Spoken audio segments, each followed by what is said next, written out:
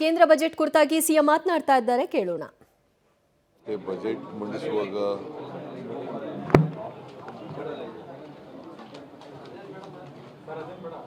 Budget ಮಂಡಿಸುವಾಗ ಕೇಳಿಸ್ತಾ ಇದೆಯಲ್ಲ ಎಲ್ರಿಗೂ? ಬಜೆಟ್ ಮಂಡಿಸುವಾಗ ಪೂರ್ಣವಾಗಿ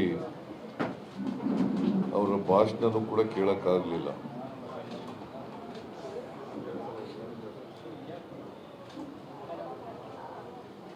ಆದರೆ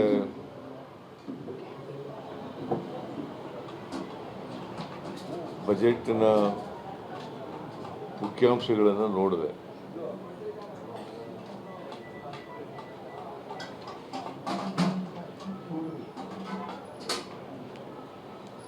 ಈ 2025-26ನೇ ಬಜೆಟ್ ಕೇಂದ್ರದ ಬಜೆಟ್, ನಮ್ಮ ರಾಜ್ಯದ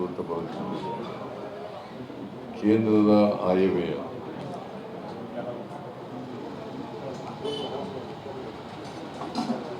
ದೇಶದ ದೃಷ್ಟಿಯಿಂದ, ಅದರಲ್ಲೂ ಕರ್ನಾಟಕದ ದೃಷ್ಟಿಯಿಂದ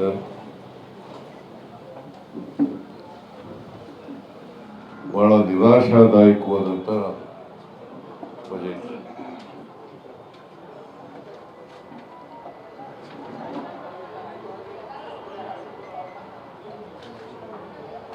ದೂರದೃಷ್ಟಿ ಇಲ್ಲೇ ಇರ್ತಕ್ಕಂಥ ಬಜೆಟ್.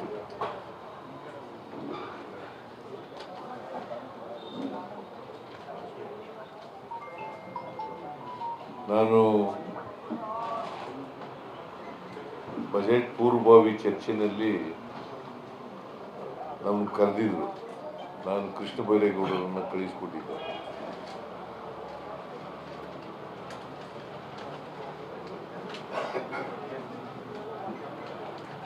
ನಾವು ಈ ಬಜೆಟ್ನಲ್ಲಿ ಅನೇಕ ಬೇಡಿಕೆಗಳನ್ನು ಇಟ್ಟಿದ್ದು.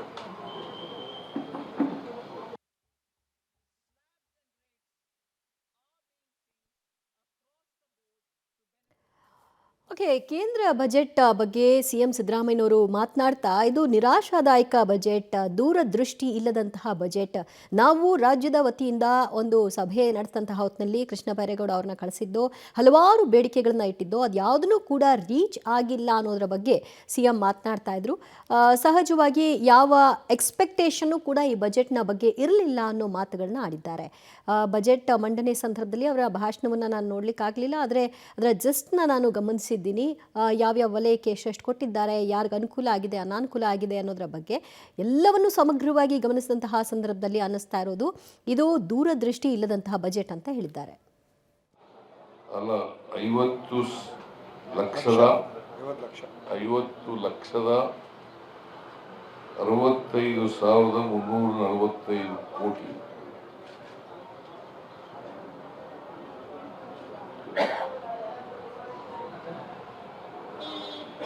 ಕಳೆದ ವರ್ಷ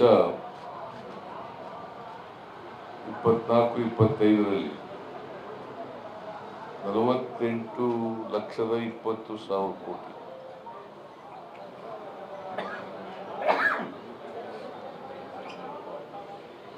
ಅದನ್ನ ಪರಿಷ್ಕೃತ ಅಂದಾಜು ಮಾಡಿದ್ದು ಬಜೆಟ್ ಅನ್ನ 2024-25ರಲ್ಲಿ 47,16,000 ಕೋಟಿ. ಅಂದ್ರೆ 1,04,000 ಕೋಟಿ ಕಡಿಮೆ ಆಯಿತು. Revised estimate and regarding budget side, 47,16,000 ಕೋಟಿ. ಅಂದರೆ 1,04,000 ಕೋಟಿ ಕಡಿಮೆ ಆಗಿದೆ.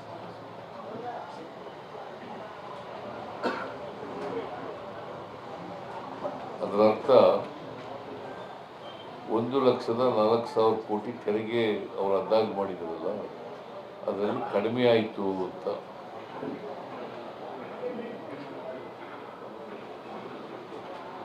ತೆರಿಗೆ ಅವರು ಅಂದಾಜು ಮಾಡಿದಷ್ಟು ಕಲೆಕ್ಟ್ ಮಾಡಿದರೆ ರಿವೈಸ್ಡ್ ಬಜೆಟ್ ಸೈಜ್ ಮಾಡಬೇಕಾದಂಥ ಅಗತ್ಯ ಇರಲಿಲ್ಲ.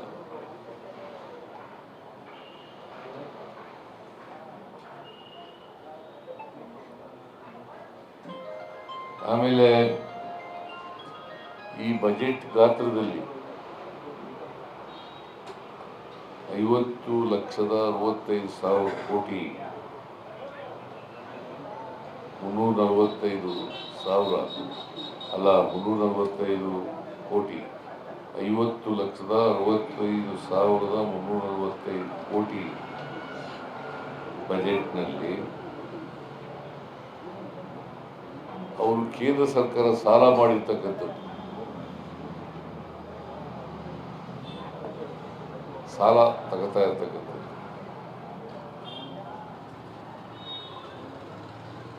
15,68,936 ಕೋಟಿ. 15,68,936 ಕೋಟಿ ಸಾಲ.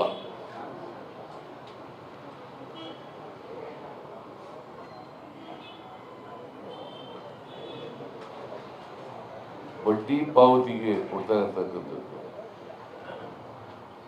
12,70,000 ಕೋಟಿ.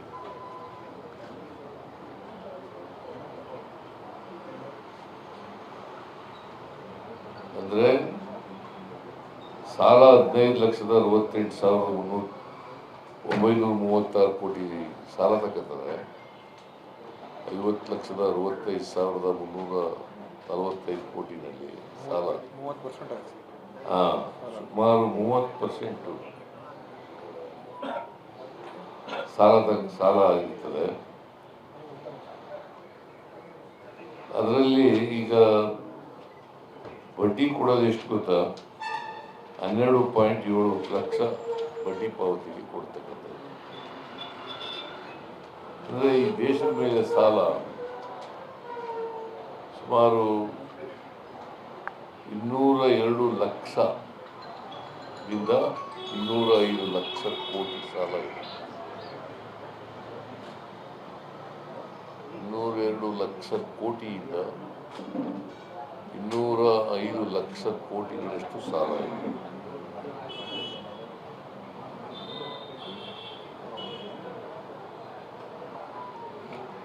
Fiscal deficit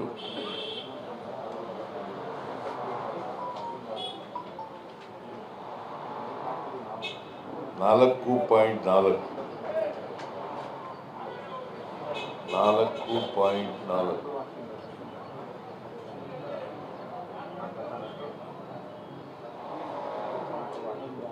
revenue deficit 1.5%. Revenue deficit 1.5%. Fiscal deficit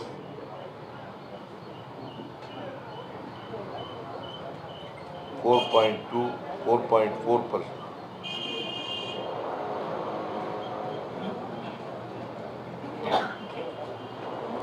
ಈ ಒಟ್ಟಾರೆಯಾಗಿ ಈ ಬಜೆಟ್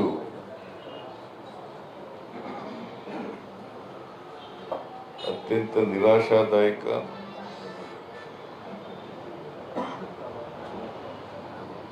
ದೂರದೃಷ್ಟಿ ಇರ್ತಕ್ಕಂಥ, ಕರ್ನಾಟಕದ ದೃಷ್ಟಿಯಿಂದ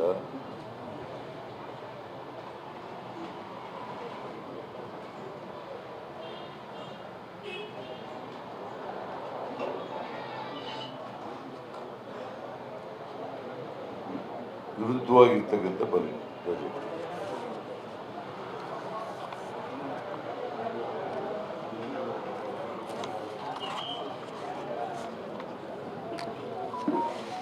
Karnataka, as you no,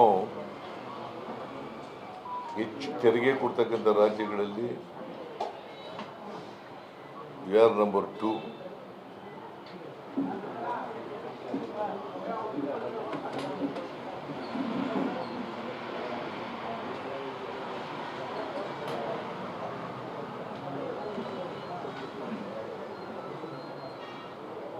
Bihar ಮತ್ತು ಆಂಧ್ರ ಪ್ರದೇಶ, ಬಿಹಾರ್ನಲ್ಲಿ ಅವ್ರ ಸಮ್ಮಿಶ್ರ ಸರ್ಕಾರ ಇದೆ. ರಾಜಕೀಯ ಕಾರಣಕ್ಕೋಸ್ಕರ ಬಿಹಾರ್ಗೆ ವಿಶೇಷ ಅನುದಾನ ಕೊಡ್ತಾ ಇದ್ದಾರೆ. ಆಮೇಲೆ ಆಂಧ್ರಕ್ಕೆ ಅವರು ಒಟ್ಟಾರೆಯಾಗಿ ಬಜೆಟ್ನ ವಿರೋಧಿಸಿ ಸಿಎಂ ಸಿದ್ದರಾಮಯ್ಯನವರು ಮಾತನಾಡ್ತಾ ಇದ್ರು. ಕರ್ನಾಟಕದ ದೃಷ್ಟಿಯಲ್ಲಿ ನೋಡಬೇಕಾದ್ರೆ ಇದು ವಿರುದ್ಧವಾದಂತಹ ಬಜೆಟ್.